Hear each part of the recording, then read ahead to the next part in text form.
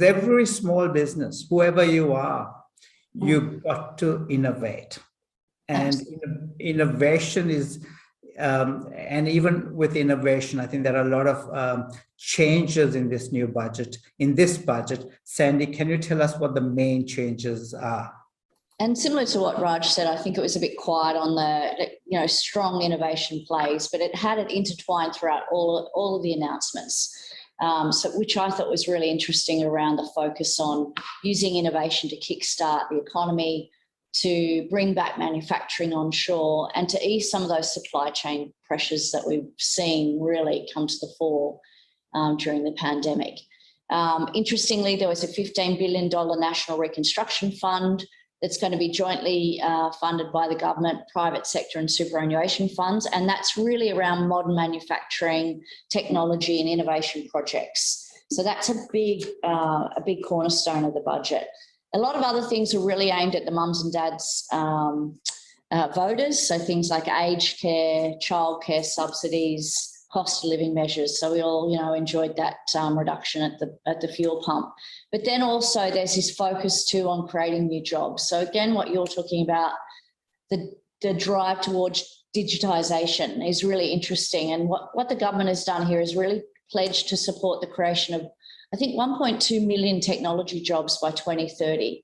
And I've seen some stats recently of a study done that 41% of jobs by 2030 will be digital based. So everything that we're talking about just in these first few minutes is all around digitisation and getting technology enablement into the Australian economy.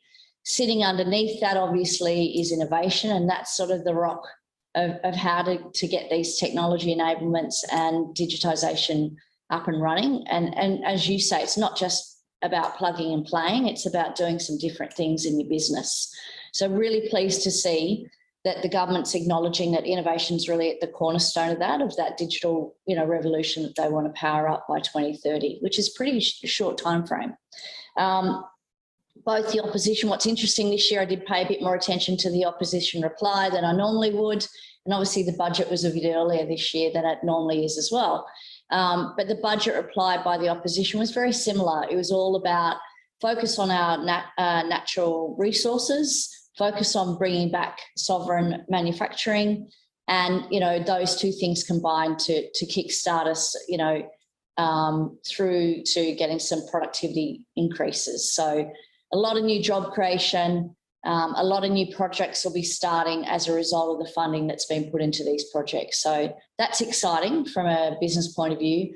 I suppose they're all high-level things though, so how do SMEs really get involved in those? But I think sub-projects will fall out of those. And there'll be a lot more people in the employment market that are being trained in these skill sets that are really important. So no sort of easy, SME innovation fix, but a lot of things that I think that they can pick up and use over the next 12 to 24 months.